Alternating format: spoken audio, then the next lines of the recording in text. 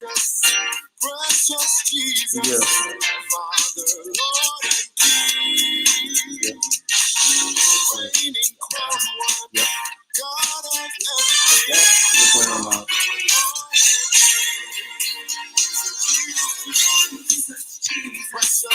Precious Jesus, Father, Lord, and King.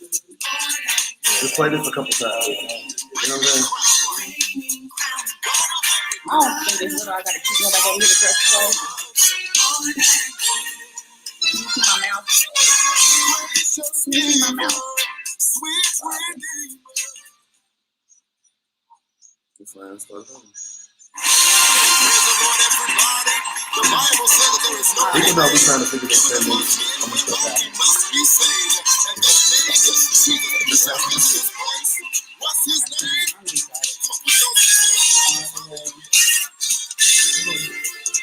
Jesus, Jesus, precious Jesus, Father, Lord, and King,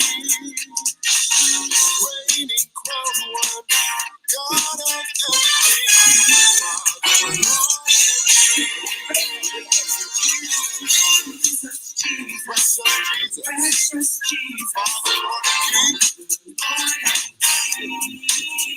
reigning crown, God of everything.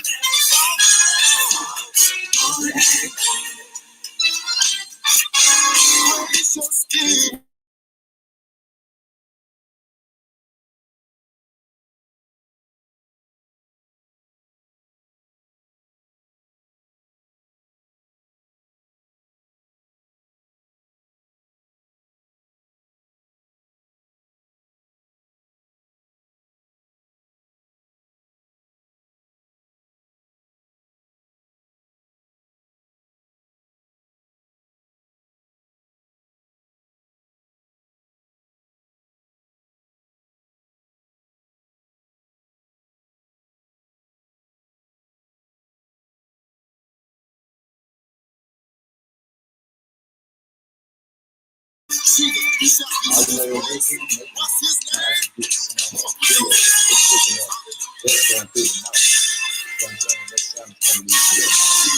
Jesus, precious Jesus, Father, Lord, reigning crown one, God of everything,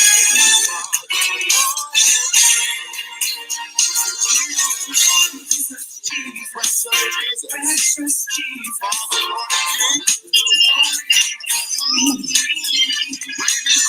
reigning crown, God of everything.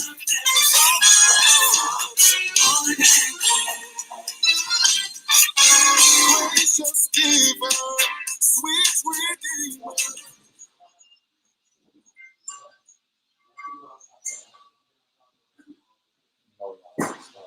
Okay, it's here. Okay.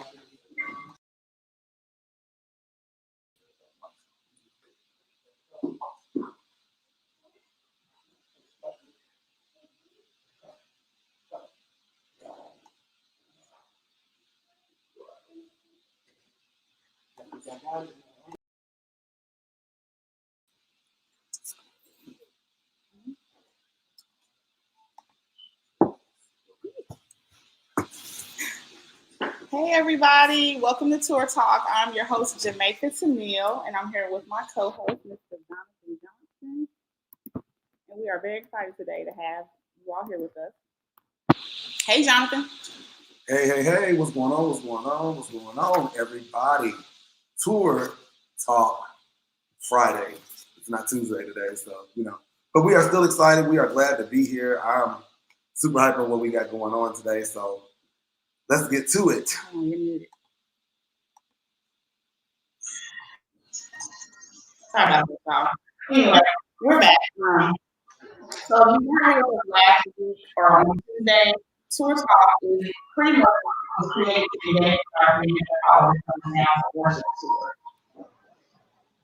And we wanted to keep them great and try to stay in touch with everybody during the pandemic. And today is a special tour talk. We're going to Friday today for a special guest. Mr. Kev on stage. We are so glad to have him there with us today. We'll be introducing him shortly. But before we get to that, I just wanted to shout out some local small businesses because right now everybody's kind of struggling, and just wanted to shout out a few people. On this Saturday, tomorrow will be Anywhere Face 1 year birthday. That is ran by Stephanie Michelle Collins, and we also want to shout out Stacey Deshawn Johnson from Stacey Styles. He provided the earrings on today, and we are wearing our Anywhere Face shirt, if I can see it. Anyway, we want to introduce Mr. Kev on stage.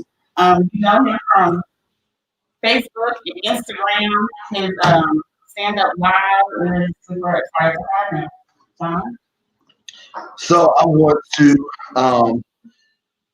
listen, this guy is so hilarious. Before we bring him on, hopefully we've got our anticipation already on in, because I know that he's gonna say some stuff that's really gonna probably hit us in our side today. But I am very, very, very happy and excited to introduce really doesn't even need no introduction. Mr. Kev on stage with us. There he goes. I see him. Hey there, Kev. Praise the Lord, everybody. Praise the Lord. Praise the Lord, everybody. Are you on mute, Kev? No, I didn't mute myself. All right, guys. Now listen, we still trying to figure out this pandemic stuff. I'm not muted on mine. Oh. What he's gonna say? Kev? Yeah, I'm not muted on mine. You're not. I'm sorry. That was my fault. All right, everybody. It sounds like I'm on my down. Again, I'm Camille from Tour Talk from the Fountain Worship Tour. And we want to welcome Mr. Kev on stage in the building today. This is a very special moment for me in particular. Kev was the very first person I ever booked with Miraculous Moments Productions, and it's only fitting that he's the first celebrity interview that I've ever had. I'm so excited. My celebrity? Why you? You're a celebrity? You know you're a celebrity. You know you're a celebrity, Kev. I don't be feeling like no celebrity. I just feel like a regular man. You're definitely a celebrity. Definitely. He's on the top 30 list. So we're super excited to have right now with the current pandemic. The reason why we're having this show right now, goodness, I keep muting myself. The reason why we're having this show right now is because everybody is kind of dealing with COVID-19. A lot of things are changing right now as far as our daily operations, and we just want to encourage people and let them know that everything's going to be okay. And we want to also talk to you about how things have changed for Kevin on Stage and the Kevin on Stage brand. Okay. So, first of all, who or what inspired you to do comedy in the first place? My first inspiration was I just wanted to be able to stay up a little longer and be around the grown folks. And I found that if I made my mom and grandma laugh, they wouldn't send me to bed. So my first audience was, I wanted to stay up and watch Star Search and eat pumpkin pie. And so the first thing I did to make people laugh, me and my brother, we would reenact church, what happened at church that Sunday, and that's how we start our first laugh. Okay. So our first question for you is, as it relates to creative, a lot of entrepreneurs have found themselves losing a lot of business due to social distancing. How has the current pandemic affected the Kevin on Stage brand as a tour of business and as an employer? Yeah, I was on tour. I had just started. And I mean, just started. We hadn't even had like a full, I think March might have been our first full month. Actually, I think we were on the road a little bit in February, but it was a tremendous blow economically. I mean, you're talking about our biggest income not dwindling, not down 20%, completely zero. So obviously very tough. Thankfully I saved my money for years. Thankfully I have other streams of income, And thankfully, I was able to activate other parts of our business. I mean, not really activate, I just never stopped doing them. And I was able to kind of put more resources into that because I wasn't out on the road. But it was a humongous blow. Okay. No. So listen, here's my next question. Can you hear me? Yeah. Oh, now I can't hear you. Okay, now I can hear you. All right, now we got you. Now we're there. All right. So as an entrepreneur, it's sometimes challenging to build and maintain a following when things are normal. So what advice would you give to entrepreneurs and creatives who feel like this may not be the best time to come out of this business with a viable business? Honestly, the only thing I can honestly say is we all have to be able to pivot. We had a live business when we were trying to do plays like Tyler Perry, and it just wasn't working for us. And we could have kept beating our heads against the wall, but we pivoted to the internet, and that's what really started our career. There's nothing you can do about a pandemic. You know what I mean? You can't create a vaccine. You can't speed that up. You can't do nothing. So, you're allowed to cry and feel your anger and feel your feelings, and then you have to feel how to change it. Like there's some Mexicans in my old neighborhood. They are on the side of the road selling whatever needs to be sold. Near Mother's Day, they're selling roses and teddy bears. And Valentine's Day, roses and chocolate. They're selling T-shirts. And when the pandemic hit, they out there selling masks for $5. I don't know where they got them from. They can't complain. Ain't nobody buying Mother's Day flowers. Look, what are y'all buying? Masks? I got you for the $5. Right. So that's really all you can do. You know what I mean? Like, obviously, I want to be doing stand-up comedy, but it's very clear that it's gonna be a while before people feel completely safe going out like they did. Prior to the pandemic, our only true concern was, do people know about you? Are they able to go to the show? Do they have the money to go to the show? Right. That was it. Now it's, do I feel safe? Am I going to get sick at the show? You know what I mean? I have to buy 2 items at the show. Am I going to feel good about, you know what I'm saying? Like, so a good businessman doesn't say, yes, let me just continue to figure out a way. Because now people might think, okay, Kev don't even care about himself or his audience because he's just out there doing shows like it ain't a whole pandemic outside. So, you know what I mean? So that's kind of what I'm thinking about going with and all that type of stuff. So, it is what it is. We got to do what we can do. Absolutely. So your brand capitalizes and relies heavily on social media. So this isn't a new approach for you. How important would you say it is to begin engaging with your audience outside of live events for other creatives? Listen, man, I thank God above. I know that's right. That I've always kind of engaged with my audience. You know what I mean? Like I've always done it. And I connect with my audience on a day-to-day basis. The tour actually was like, here's a chance to see me live, but the podcast, the YouTube videos, all that stuff was a way to see me every day. So now I'm spending more time live and things like that. And, I'm very happy about that. But I thank God that I wasn't one-dimensional. I mean, and that's because I had seen people who fail one-dimensionally, like, I'm just grateful. And I don't mean to brag. I don't know if I'm coming across as bragging because I'm definitely not. But by the grace of God, I've been in a position where, I post on all my platforms in case Twitter ain't popping no more, then I'll still have Instagram. Instagram ain't popping, I still have Facebook. Facebook ain't popping, I'm still on YouTube. If all of them ain't popping, I'm still on TikTok. If all that ain't popping, I have my Patreon. And as long as I can get them the links directly, I can still have that. So that's kind of why I work so hard. Okay. Now, has not being able to tour allowed you to become more creative in other areas or finish projects that you have been setting off to the side? Yes and no. I feel like, obviously I'm like, well, I'm not home. Let me do other stuff. But more than others, like the doom and gloom feeling of the pandemic makes some days I don't feel like I'm creative. I just be like, man, I can't go outside. I want to go restaurant. I don't miss my grandma. I don't want to. No. I be sitting at my laptop, supposed to be editing a script, and I just be like, instead I will pick up my Nintendo Switch and I'll play FIFA for a little bit. I think we used to be able to. Oh, Keep talking. We here. oh, okay. We used to be able I wanna see to. you. They want to see your face. Got it. We used to be able, go home, and that was like, oh, I need a break from everything I'm doing. Now I be needing a break from home.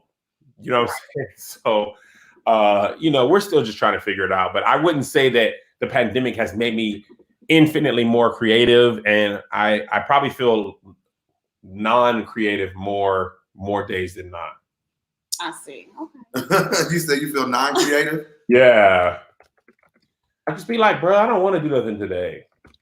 Right. Well, I know when we launched the tour, and we had one date, and I once we had to cancel it, I was so busy with that day. Once I had to cancel it, that relief and that break kind of was like, and that was just my first date. I know you tour constantly, and so my one date was nothing compared to yours. So I just no, your one date matter. Why you don't? It definitely mattered because I lost a lot of sleep. But I'm just saying, just how much I was able to I felt so relieved when I hate that it happened, but it was a big relief to just not have to move and keep thinking. Yeah. I'm actually the only thing that I'm happy about this first year. I actually had my agent set up my tour, and the clubs were paying me after the shows, which was good because the first 2 years I was handling all the ticketing, and I can't imagine the stress of trying to manage a tour and all the refunds. Oh, it was just been terrible. So I'm grateful that this year was different, but it's just like, man, what you gonna do? Like, you know what I mean? It's like, this is a global thing. There's nothing you can do but wait and work on other stuff. So, that's all we gotta do. Right, work and adjust.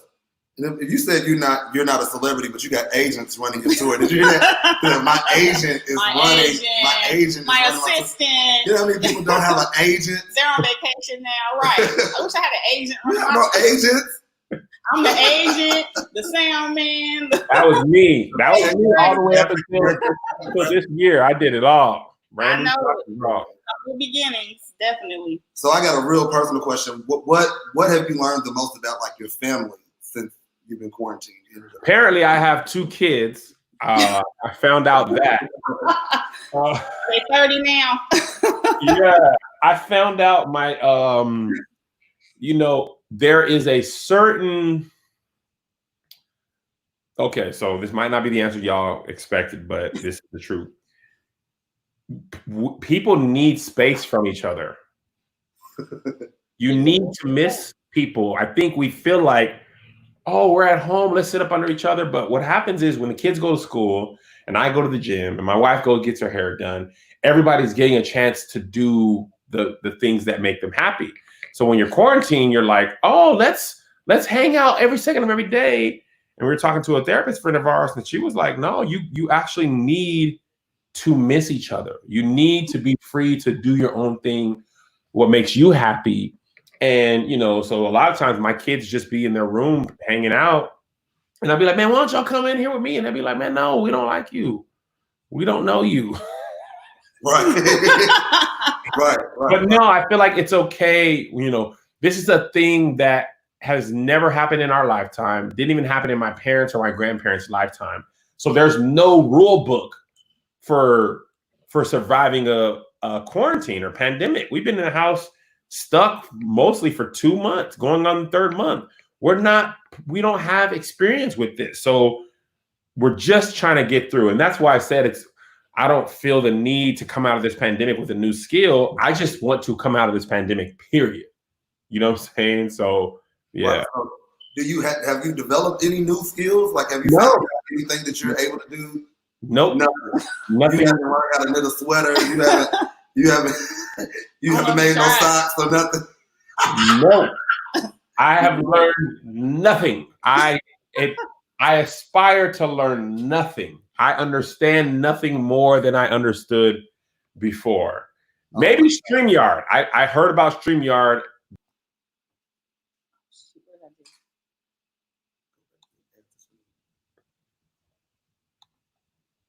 Jamaica, stop pressing buttons. Yes, sir. She's trying to learn Read it the way it is. You This is done why you don't try to learn the skills during quarantine. Just leave it, girl. I know. My assistant is over here. My assistant is over now here. you got an assistant when you need, telling me to press when it. you And need to then blame somebody. You gotta have an assistant. Now you got an assistant. She's not catching on. So she's not, I'm trying to tell her press the button, and she's not catching on. But it's all good though, because we're all trying to make it. You know, we're all, like you said, adjusting. And so this is something new for us. I probably would not have been, you know, into the whole online, learning the StreamYards, learning the different outlets and stuff.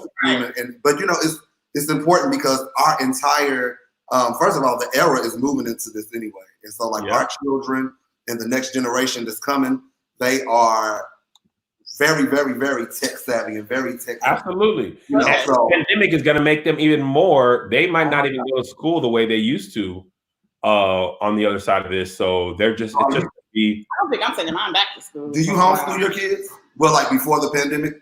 No. Are you homeschooling them now? Like, are you going to send them back to school? I highly doubt they'll go to school the same way they did prior to this. I think it'll be some combination of distance learning and maybe some public or in-person stuff. Mm-hmm. But I doubt they'll be going to full school in 3 months. It just won't. People won't feel safe about doing that for their kid. So you getting all the, Daddy, help me with this homework? No, I'm not. My wife gets a lot of that. So what happened? I don't know, man. That's you. I ain't in school. Good luck. Dang, Kev. It's a cold world. You have kids forever, do you? No, man. Y'all be good. Wait, y'all in the same room? We are. I ain't even noticed till your arm went into Jamaica's screen.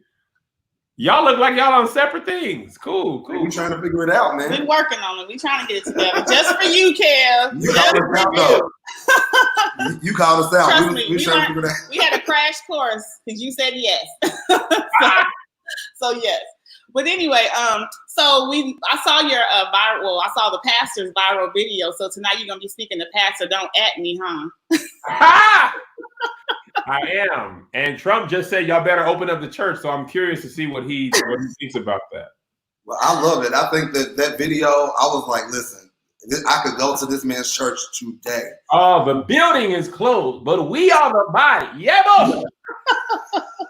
I was like, yes, see, that's the type of church I need to go to. Yes, absolutely. You can be sound doctrine and be funny at the same time. Yeah. Absolutely. All right, Kev. So we have what we call our flash round questions, and then we're gonna let you get on back to your business. And I'm gonna tell you right now, I have nothing to do with this. This is all Jamaica. She came up with these questions by herself, so it's not me. Sounds good. I'm ready to go. Assistant's black book. Okay, so you're about to get into a fight. What song comes on as your soundtrack? Nuck If You Buck. Nuck. You about it, Kev? You about that life, Kev? I'm about that life. Hey, man. I'm gonna ask you real quick about how many fights do you think you've gotten in your life? I got beat up every day for many years. Fights where I fought back, probably 6. Fights where I got beat up, probably 25, 30. That's a lot of fights. Wow. We was fighting when I was a kid. It wasn't even that uncommon. We was punching. That's because you was joking on everybody. That's probably what they got that.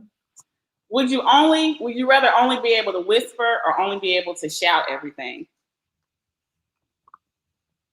Whisper.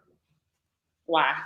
I'd be losing my voice just the way I talk. If I had to shout everything, I have nothing. But it's hard to whisper your praise. You can't be like, oh, shut up, you got to be able to say, yeah, shut it up. Oh, I promise. When I was growing up, there was a guy that went to my church and he spoke in tongues 24/7 in a whisper. So the whole entire church service, like you walk in, even after church, he's walking around like this. You know, you want some chicken? Yes, I do. So that's hilarious. It's crazy. He was in that spirit realm, huh? What would you say to your president if you ran into him randomly?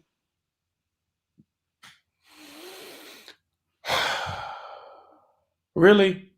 Yeah. That's what I would say. That's what you're gonna say. Oh, That would be, him. Really? that's all. That would be that exasperated sigh, and that really would be all I could muster. That's about all he deserves about right now. Okay, so if you could have an unlimited storage space full of one thing, what would it be? Fruit snacks. Sound Really? like my kids. Really? Like the little fruit snacks that you get in the pack? Man, fruit snacks are life. Oh man. Yes. I got a question. Yeah. Who would you want to work with as far as another comedian? That it doesn't have to be in the Christian entertainment realm, but any comedian that is alive today that you could work with, if the opportunity presented itself. Somebody came in, your agent, because you know you big time. So your agent comes in and says, you get to pick one person to work with to produce any type of project. Who would Will it be? Smith.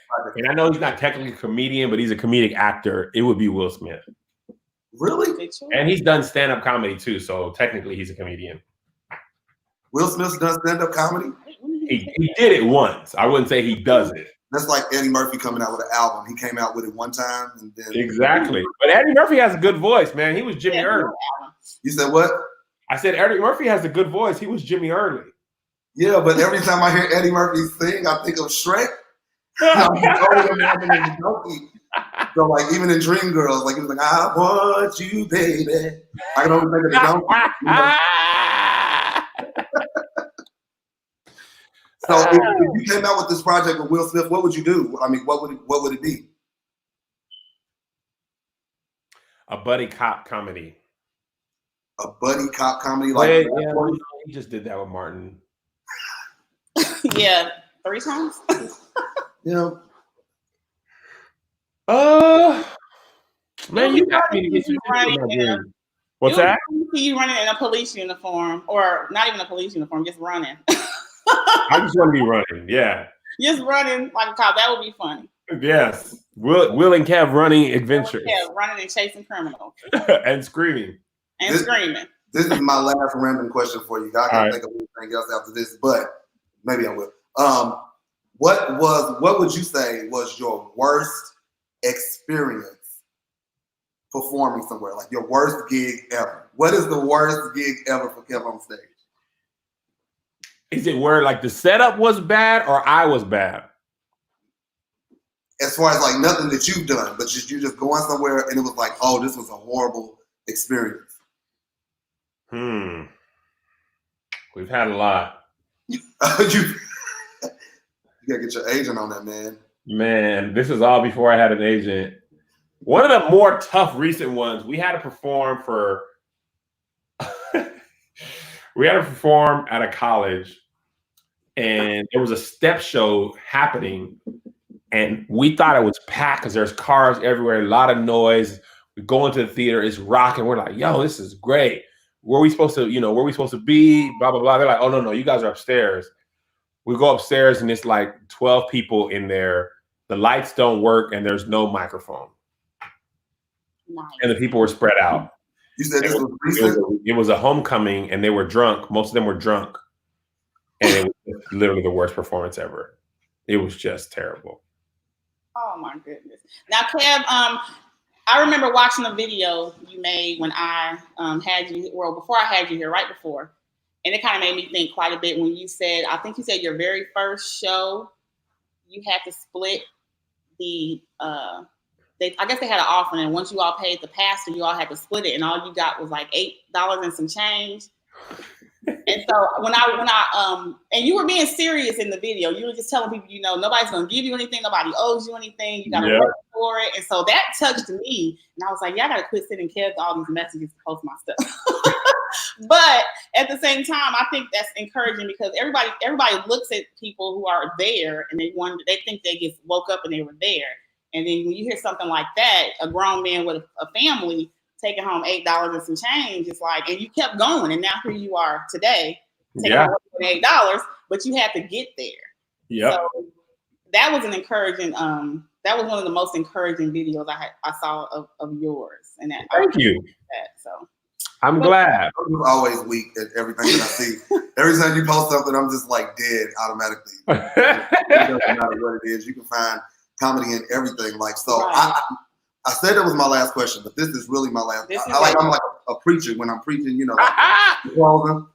So Two Kojic minutes.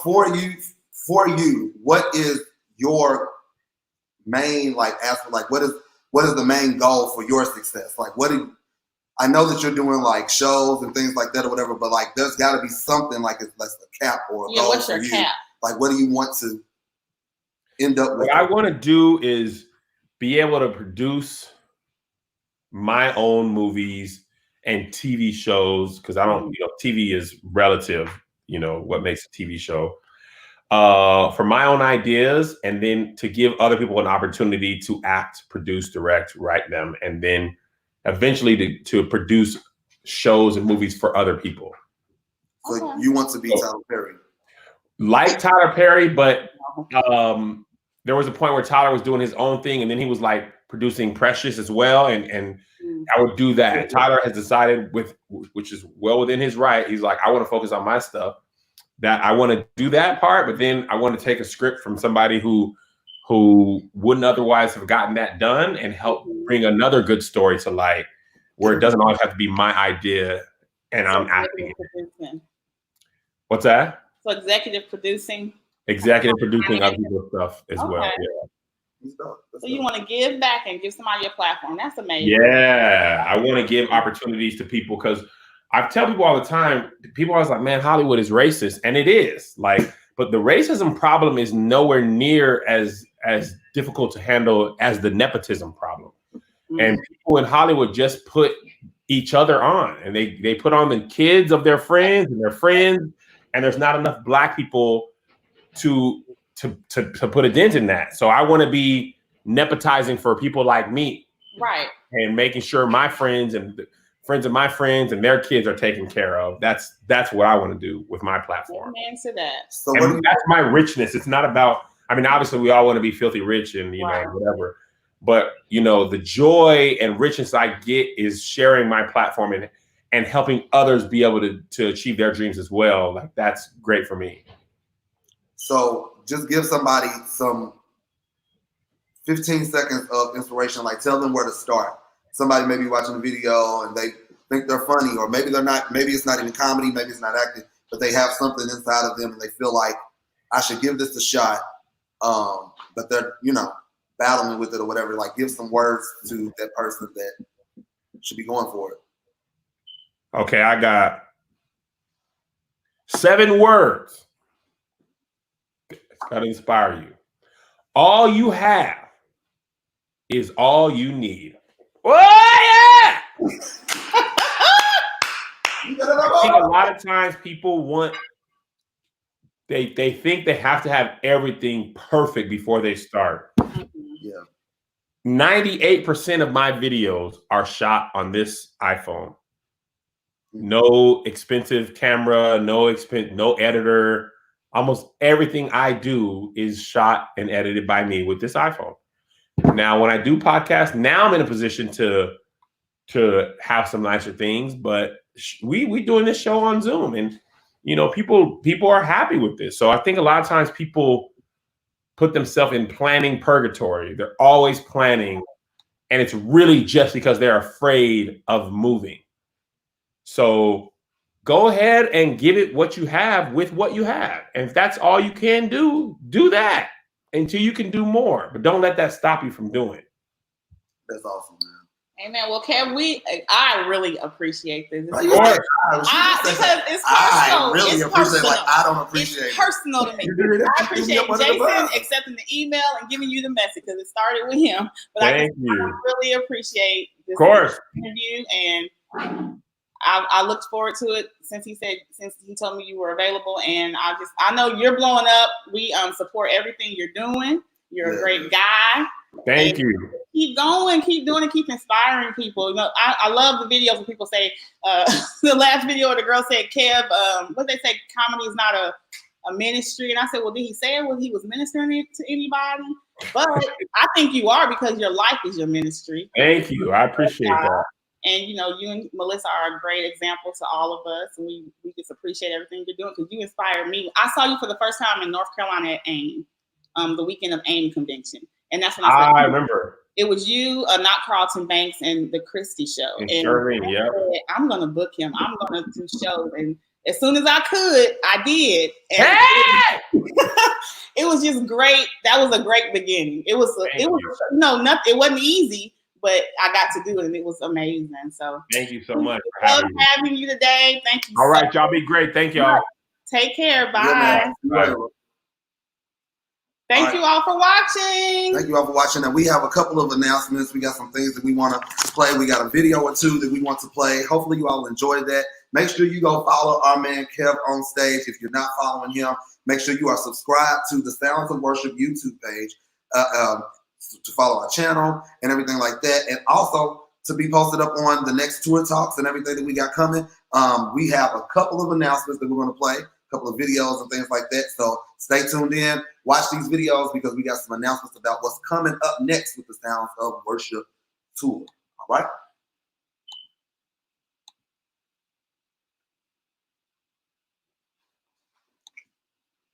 It's coming.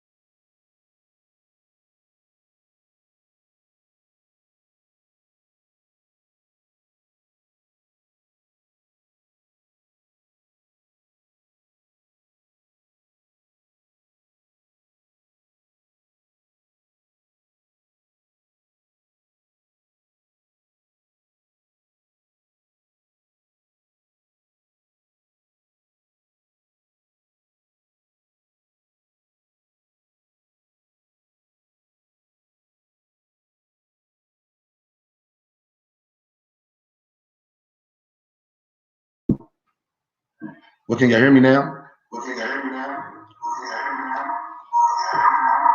I knew they could hear me. So all is well. So I said a bunch of things, all to say that we hope that you all are rocking with us, and we thank you for your support. And if you can help us out by being a contributor to the Soul Tour, it will help us to do more things like this and to bring you more interviews, bring you more virtual worship experiences, and to support all the independent artists that are coming to this platform. Also, any new artist, any artist that wants to have your music heard on this platform, we are still going national. We're still going abroad. We're still spreading the gospel. We're going to continue to do this thing. Right now, we're just doing it virtually. So you can do that by sending your music and contacting us at SOWTOUR, which is soultour@gmail.com. Now, that's all I got. Now, I'm going to see if Jamaica has any more words. And after that, that's pretty much it.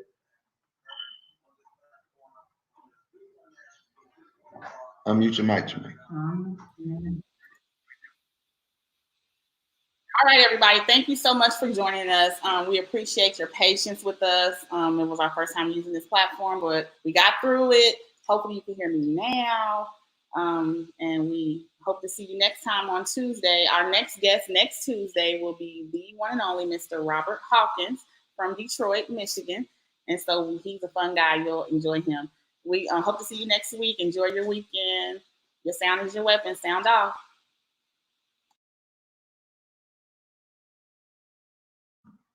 See you later.